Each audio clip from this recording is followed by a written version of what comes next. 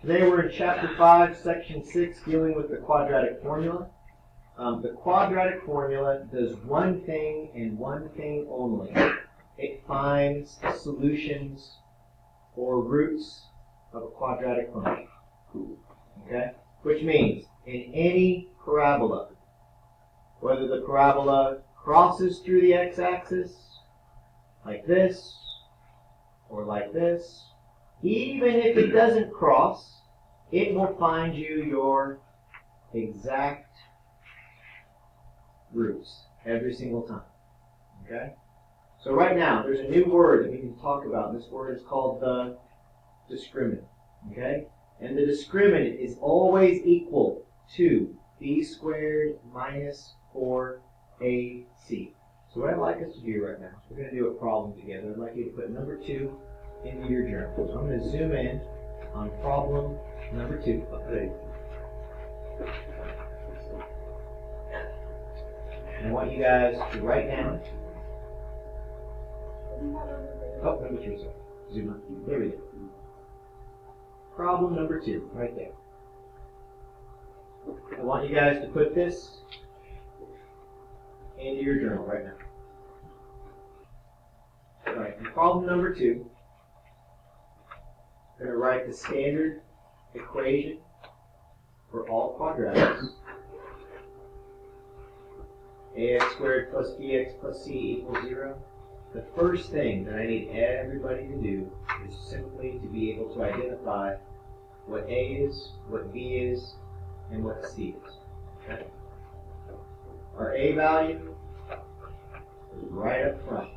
So our a value is equal to a 3. Our b value is right in front of the x, which is right here. So our b value is simply equal to a -2. And you'll notice that there's nothing, there's no constant right here at the end. So our c is equal to 0. So in this equation, 3x squared minus 2x equals 0. A is equal to 3, b is equal to -2, and c is equal to 0. So identifying a, b, and c, that's the first step. After you identify those, the first real thing you need to do is find the value of the discriminant. So in your notes, find the value of the discriminant. And the value of the discriminant is always equal to b squared minus 4 times a times c. And you use the numbers that are given to you.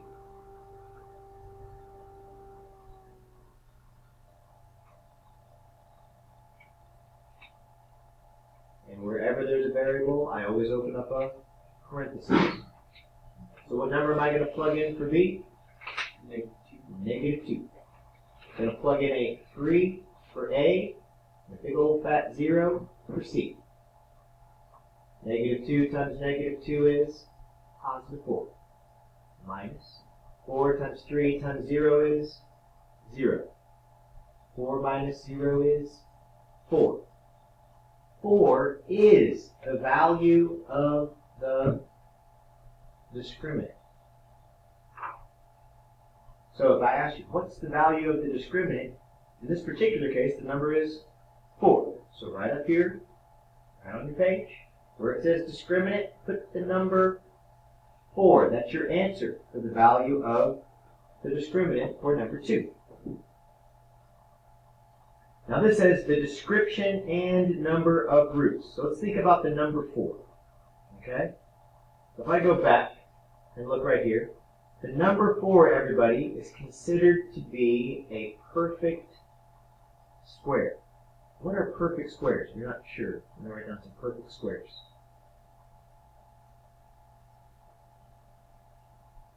Okay? 1 squared, 2 squared, 3 squared, 4 squared. I'll stop at 5 squared. Perfect squares are the number 1, 4, 9, 16, 25, with a comma. Keeps going on forever. Any number that's being squared is a perfect square. So what's our number? Our number was the number 4, which falls into this category. Therefore, the type and number of our roots of this quadratic is 2 rational roots, because the number 4 is a perfect square. So write down 2 rational roots. That's the answer for the description and the number of roots. We're going to have 2 rational roots. Rational numbers are just basically a ratio of 2 integers. So step 1, we found the discriminant. Step 2, we looked at what the discriminant was and figured out it was a perfect square, therefore it's 2 rational roots. Now, we're going to do this part. We're going to find the exact solutions. So step 2, I want you guys to write, use the quadratic formula. We're going to use the quadratic formula. Our a value is still 3. Our b value is still -2. And our c value is 0. Some of you at some point in your life will probably have this memorized. Some of you will not.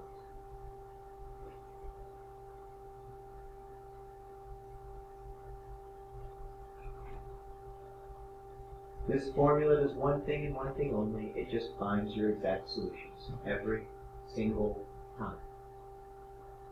Something I want you to be able to see that's embedded inside the quadratic formula is this b squared minus 4ac.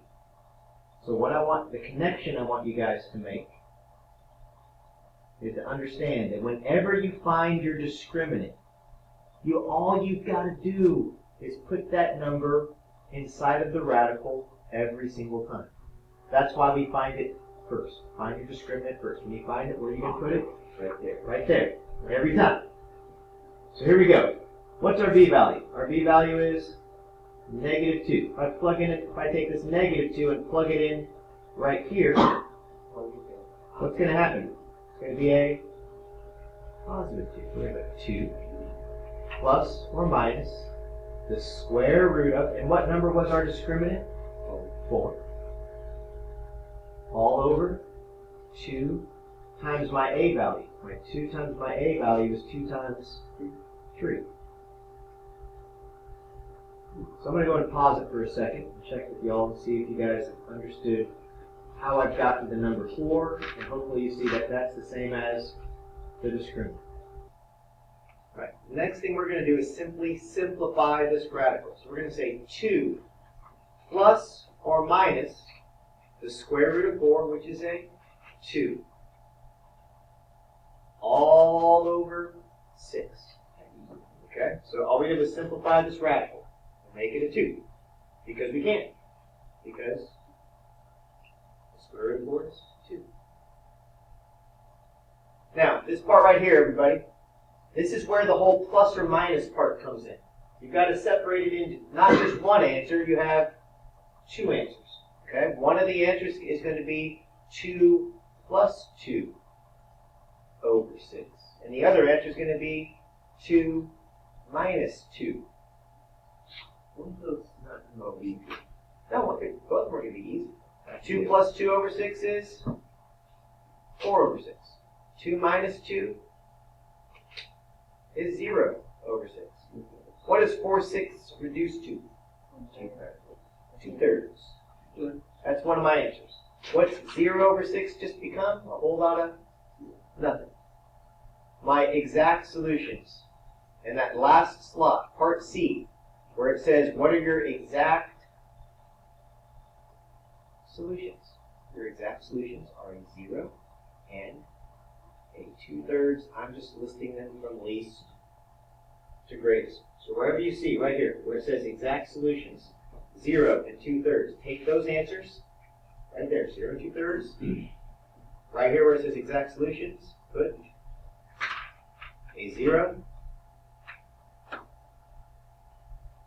and 2/3. And what do these brackets represent? They represent this concept called a solution set. If we do this in a graphing calculator, Cody, this is what it would look like in a graphing calculator. Okay? There's the parabola.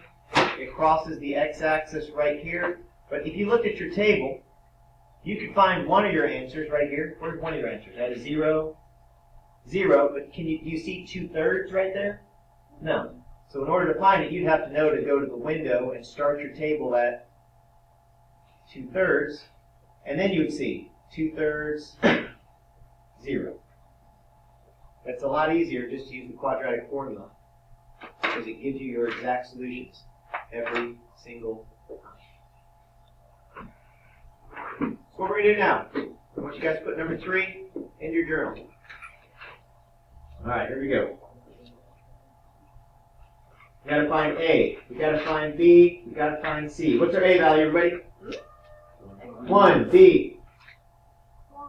No, it's not A. A. C. 13. Label your A, B, and C right here for your equation. That's the first thing you need to do. Now we're going to find our discriminant. B squared minus 4 times A times C. We're going to go a little faster. We're going to plug in an A1 and A13 for B squared minus 4AC.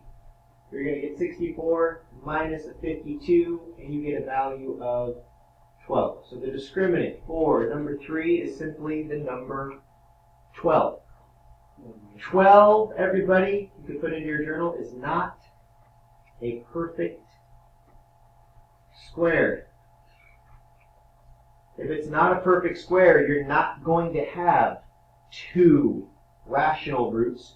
You're going to have 2 irrational roots. Okay? So your answer is not going to be nice and neat now. It's going to be a little bit more difficult because you've gone from the rational world to the irrational world. Okay? All right. So we have 2 irrational roots. I'm going to go back to our little table. See right here it says b squared minus 4ac is greater than 0, but it's what? It's not a perfect square. That's why this time we said it was 2 irrational roots, because 12 is not a perfect square. All right, now I need you guys right now in your journal, you're going to use the quadratic formula. So right now put use quadratic formula in your journal. Put x is equal to negative b plus or minus the square root of b squared minus 4ac all over 2 times a. We know our a value, we know our b value, and our c value. 1, 8, 13. But we're not going to spend a whole lot of time and energy figuring this out because we already have it figured out. What is this number going to be right in here for us? The number 12 that we just found. So here we go, everybody. Negative b. Our b value is 8, so I'm simply going to write negative 8 plus or minus the square root of 12 all over 2 times a. 2 times 1 is 2. So this is what you guys get. You get negative 8 plus or minus the square root of 12. Unfortunately, that's not a perfect square, so we have a radical. Whenever you have a radical, you have to ask yourself this question. Can you simplify the square root of 12? Yes, you can simplify this. You can simplify this to a radical 4 times a radical 3. Because radical 4 times radical 3 is actually equal to a radical 12. But the square root of 4 is actually equal to the number 2. So the square root of 12 simplifies to 2 radical 3. Now, if you don't like this method, you could also break it down and do a 4 and a 3. And break down the 4 and do a 2 and a 2 and realize that radicals, or square roots, look for roots of what? Roots of 2, and that's why the 2 comes out. So we're going to, right now we have 30 seconds left, so I want you guys to write this down. Negative 8 plus or minus 2 radical 3 all over 2, knowing that the square root of 12 becomes 2 radical 3. You can simplify even more. 2 is divisible into 8. 2 is divisible into 2. So we're left with negative 4 plus or minus radical 3. And your final answer is negative 4 minus a radical 3 and negative 4 plus radical 3. These are your exact solutions to this problem.